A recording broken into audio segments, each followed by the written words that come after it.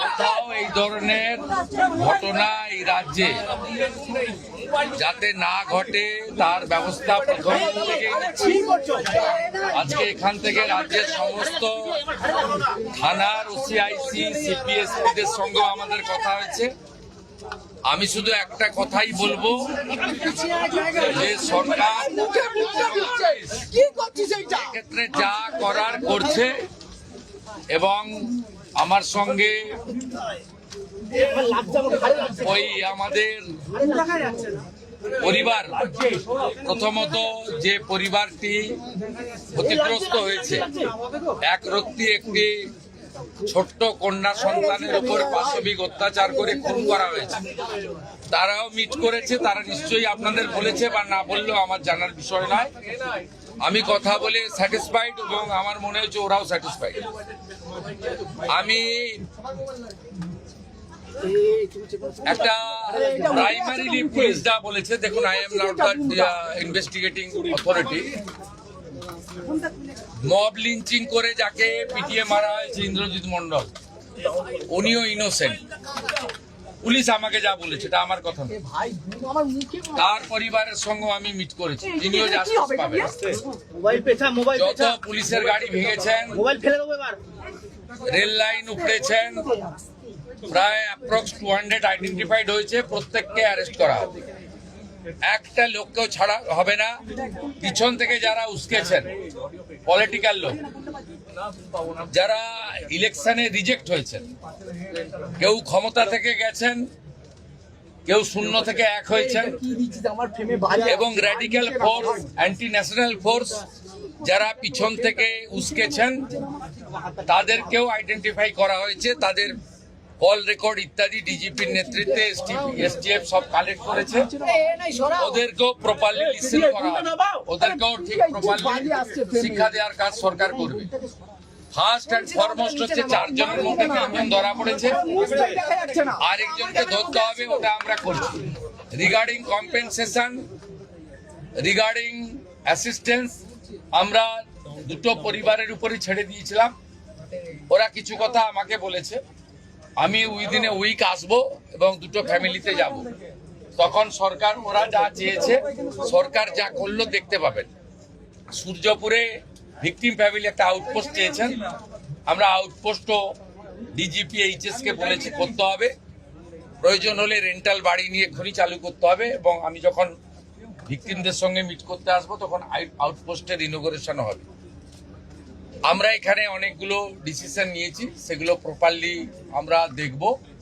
আপনারা victim family যেমন confidence রেখেছেন সরকার পুলিশের উপরে, আপনারাও রাখতে পারেন। আমার মনে হয় না এর আগে কোনো পুলিশ মন্ত্রী বা মুখ্যমন্ত্রী এই ধরনের পীড়িত পরিবারের কথা শুনেছেন বা বলেছেন। আমি এটা মনে করি এটা ডিউটি, আগের লোক করেনি বলে যে আমি করবো না তা না। আমি এখানে এমপি এমএলএ পলিটিক্যাল পার্টিকে ডেকেছিলাম। এমপি সায়নী ঘোষ তিনি মিট করেছেন, মাননীয় বিধায়ক প্রাক্তন স্পিকার বিমান ব্যানার্জি মিট করেছেন। 1-to-1 কথা হয়েছে, সেটা আমি বাইরে বলবো না। আমার মনে হয়েছে তারাও স্যাটিসফাইড। বিজেপি 3 জন এমএলএ মিট করেছেন, গোসাবার বিকন্ন নস্কর, রূপা গাঙ্গুলি এবং দেবাশিস ধর। তারাও কিছু বক্তব্য আমাকে বলেছেন, তাদেরকেও আমি সরকার এবং পুলিশের কতটা প্রোগ্রেস হয়েছে ব্রিফ করেছি। আমার বিশ্বাস, এবং এখান থেকে আমি ভার্চুয়ালি গোটা রাজ্যের সমস্ত থানার সঙ্গে যুক্ত হয়েছি, আমি তাদের পরিষ্কার বলেছি যে ঘটনা রোধ করতে হবে এবং প্রপার আপনার যে প্রসিডিওর আছে, ভারতীয় ন্যায় সংহিতা, সুপ্রিম কোর্টের একাধিক গাইডলাইন, জাতীয় মহিলা কমিশন, জাতীয় মহিলা শিশু রক্ষা কমিশন, পস্কো অ্যাক্টের আয়তাও যে গাইডলাইনগুলো আছে, হিউম্যান রাইটস কমিশনের যে গাইডলাইনগুলো আছে, রাজ্য সরকারের যে বর্তমান সরকারের যে মনোভাব, বারে বারে মুখ্যমন্ত্রী যে কথাগুলো বলছেন, তার মন্ত্রীরা বলছেন, ডিজিপি যে নির্দেশ দিচ্ছেন, এগুলো আপনাকে ফলো করতে হবে। আমরা পুরো বিষয়টা দেখেছি। এখানে মিসিং ডায়েরি হয়েছে আগের দিন রাত্রিবেলা 11:50 PM এ। তারপরে ক্রমান্বয়ে যে ঘটনাগুলো হয়েছে মিনিট টু মিনিট আমি প্রাইমারি অ্যানালাইসিস করেছি।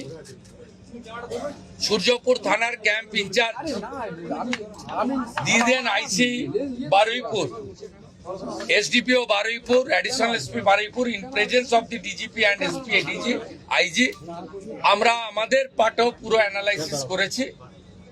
আমি DGP কে 72 ঘন্টা টাইম দিয়েছি। তিনি আমাকে আমি যা ফাইন্ডিংস পেয়েছি ওনার যে অ্যাডমিনিস্ট্রেটিভ প্রসিডিওর রয়েছে প্রসিডিওর অনুযায়ী একটা রিপোর্ট দেবেন। রিপোর্ট দেওয়ার পরে অ্যাডমিনিস্ট্রেটিভ পার্টে আমাদের যে অ্যাকশন নেওয়ার, আমাদের কোনো লোকের যদি কোনো ওই টাইমের মধ্যে কোনো শিথিলতা থাকে 1%ও, সেক্ষেত্রেও খুব স্ট্রং অ্যাকশন নেওয়া হবে। আমি পাওয়ারে আসার পরে বা মুখ্যমন্ত্রিত্ব দায়িত্বের পরে আরজি করের মামলায় 3 জন টপ IPS অফিসারকে সাসপেন্ড করেছি। এক্ষেত্রে আমার মেসেজ খুব ক্লিয়ার আছে, সবাই সেটা দেখেছে। আমি খুব পার্সোনালি স্যাটিসফাইড যে ওইটুকু একটা বাচ্চা মেয়ের পরিবার, সেই পরিবার এন্টার আমার সঙ্গে প্রায় 10 জন বাবা মা সহ মিট করেছে এবং তারা কনফিডেন্স জানিয়েছে, আস্থা জানিয়েছে সরকারের উপরে, মুখ্যমন্ত্রীর উপরে, পুলিশের উপরে। এটা আমার আজকে বড় প্রাপ্তি।